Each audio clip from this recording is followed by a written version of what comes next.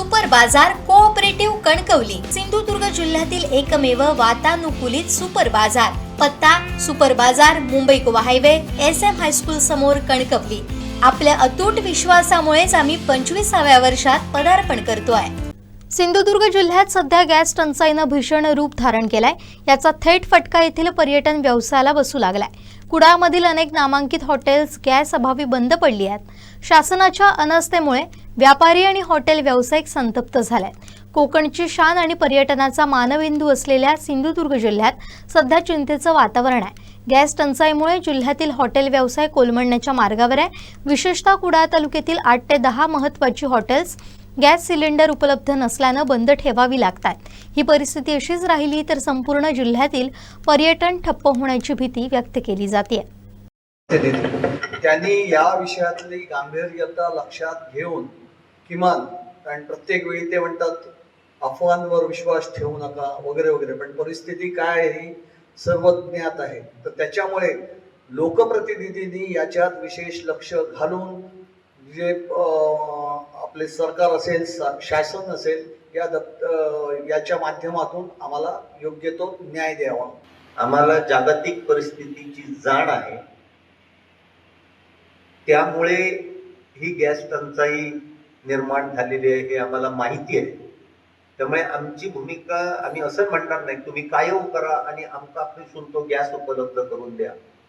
आमची आज आपल्या माध्यमातून प्रशासनाकडे आणि शासनाकडे एक महत्वाची मागणी ही आहे की नक्की काय घडणार, नक्की काय परिस्थिती आहे। काल पहिल्यांदा अधिकृतरित्या केंद्र सरकारने मान्य केलं की देशामध्ये गॅसची टंचाई आहे। तोपर्यंत कोणीही मान्य करत नव्हते, परंतु खाली मात्र गॅसच्या रांगा लागलेल्या आपण सगळ्या प्रसार माध्यमातून गॅससाठी रांगा लागलेल्या बघत होतो। काल पहिल्यांदा मान्य केलं। अशा पद्धतीने बाबा भविष्यामध्ये काय होईल, ही टंचाई किती काळ राहू शकेल, आम्ही किती काळ हा पुरवठा करू शकू किंवा करू शकणार नाही, याच्या संदर्भात या सगळ्याला, म्हणजे मग ते गॅस डीलर असू देत, सर्वसामान्य ग्राहक असू देत आणि आम्ही व्यावसायिक असू देत, यांच्यामध्ये कुठेतरी समन्वय साधून काय परिस्थिती आपल्या समोर वाढलेली आहे हे कुठंतरी समन्वयाने सांगितलं गेलं पाहिजे। आणि हीच आमची आज महत्वाची मागणी आहे। त्याच्या पाठीमागचं एक कारण सांगतो की ज्यावेळी कोरोना आला, आणखीन टाळेबंदी जाहीर झाली, आम्हाला कोणालाही स्पष्टपणे सांगितलं गेलं नाही की ही टाळेबंदी किती दिवसाची असेल, 15 दिवसाची, 25 दिवसाची, 1 महिन्याची, आणि ती जवळजवळ वर्षभर चाललं। आणि त्यामुळे व्यापाऱ्यांचं अक्षरशः कंबरड मोडून गेलेलं होतं। कारण आज एक चांगलं चालणारं जर हॉटेल धरलं तर किमान 10 कुटुंब त्याच्यावरती अवलंबून असतात, त्यांची रोजीरोटी अवलंबून असतात थेट, आणि किमान 20 अशी कुटुंब असतात की जी त्यांना हस्ते परहस्ते मदत करत असतात। त्यामुळे ती त्यांच्यावरती अवलंबून असतात, ज्याला आपण सर्व्हिस प्रोव्हायडर म्हणतो। हे जर कुठंतरी एवढी मोठी इंडस्ट्री, कारण पर्यटन हा व्यवसाय आपल्याला सगळ्यांना माहिती आहे की एक पर्यटक आल्यानंतर तो असं म्हटलं जातं की 80 विविध व्यवसायांना रोजगार देतो, आणि तेच जर सगळं ह्या केवळ गॅसमुळे ठप्प झालं तर सिंधुदुर्गाची संपूर्ण अर्थव्यवस्था अडचणीत येईल।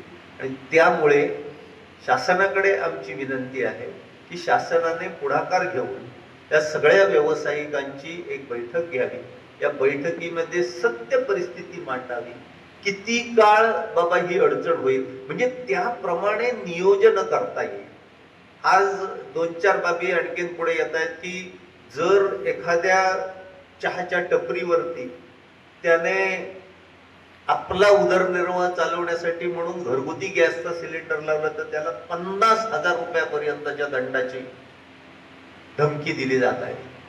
एका बाजूला आम्ही जो काही 2100-1800 रुपयाचा 1900 रुपयाचा सिलेंडर घ्यायला तयार आहोत, तो शासनाकडनं मिळत नाहीये, तो गॅस एजन्सीकडनं मिळत नाहीये. म्हणून जर कुठेतरी आपल्या कच्च्या बच्चांचं पोट भरण्यासाठी सिलेंडर लावला जात असेल घरगुती आणि त्याच्यावरती 50,000ची कारवाई केलेली आहे, मग प्रत्येक वेळी आम्हीच चोर ही भूमिका प्रशासन घेत आहे, ते कशासाठी घेते आहे हाही आमच्या समोर सवाल आहे. त्यामुळे पुन्हा एकदा आमची नम्रपणे विनंती आणखीन मागणी अशी आहे की प्रशासनाने किंवा लोकप्रतिनिधींनी, आज अधिवेशन चालू आहे, लोकप्रतिनिधी सगळे मुंबईत असतील, पण किमान प्रशासनाने, जिल्हाधिकाऱ्यांनी विश्वासात घेऊन काय परिस्थिती आहे, कधीपर्यंत सुरळीत होऊ शकतो, होऊ शकणार नाही, की जेणेकरून आम्ही पर्यायी व्यवस्थेचं काय नियोजन करता येईल याची एक तजवीज करू शकू आणि त्यातून येता जो एप्रिल मे महिन्याचा जो मोसम आहे, आपल्या सगळ्यांना माहिती आहे की हा आमच्या संपूर्ण वर्षातील 50% उलाढालीचा मोसम असतो, तो कसा बसा निभावून घेऊ शकतो. आपल्याला सगळ्यात मोठा गॅसचा पुरवठादार हा कुवेतचा देश आहे आणि तिथून जोपर्यंत LPG, आणि हा सगळा प्रश्न हा LPG लिक्विड पेट्रोलियम गॅस, स्वयंपाकाचा जो गॅस सिलेंडर मध्ये येतो त्याच्याशी निगडीत आहे. PNG बाबत आता तरी तशी व्यवस्था नाहीये, पाईप नॅचरल गॅस बाबत आता तरी. जर असंच राहिलं तर, म्हणून आम्ही सांगतोय काय आहे ते सांगा, म्हणजे मग काय पर्यायी व्यवस्था. आज कुडाळमध्ये PNG ची व्यवस्था झाली आहे, मग ती बाबा एक्सपांड कधी करता येईल, कुठपर्यंत आहे.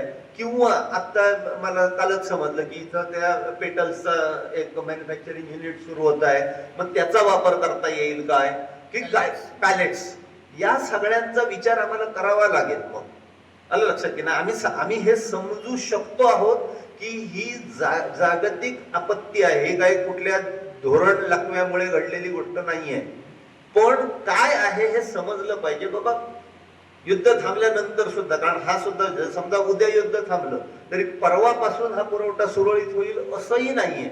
मग याला किती काळ लागेल, 8 दिवस लागतील. युद्ध थांबल्यानंतर 8 दिवसांनी बाबा हे होईल, मग त्याप्रमाणे आम्हाला नियोजन करणं शक्य होईल.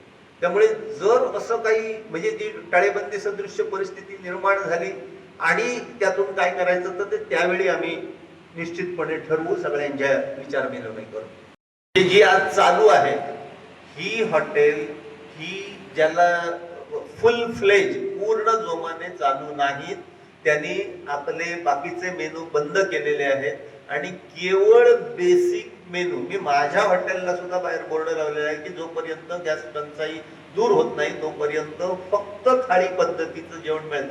बहुतेक सगळ्यांनी अला कार्टे बंद केलेलं आहे.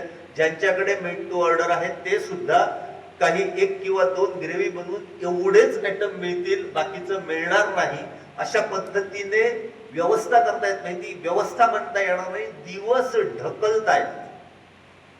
आणि म्हणून आमची मागणी आहे की, विनंती आहे की आम्हाला काही ते सांगा, काय पुढे वाढून ठेवलेलं आहे ह्याचं खरं चित्र आमच्या समोर येऊ देत, म्हणजे मग त्याप्रमाणे नियोजन करता येईल. एक कोरोनामध्ये खाल्लेला फटका खायची परत ची ताकद आमच्यामध्ये राहिलेली नाही.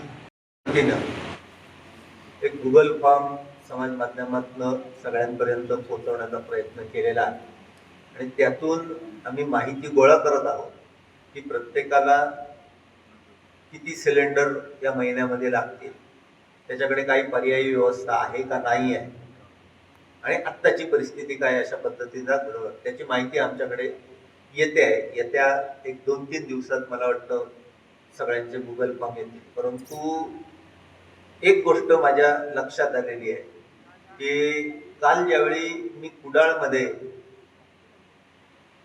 बाहेर पडलो दुपारच्या जेवणासाठी, त्यावेळी किमान 7 हॉटेलांच्या समोर बंदचे बोर्ड मला दिसले. परिस्थिती किती, कुडाळ शहरातली जर 7 मोठी हॉटेल बंद असतील तर मग बाकीच्या ठिकाणी काय परिस्थिती निर्माण झाली असेल.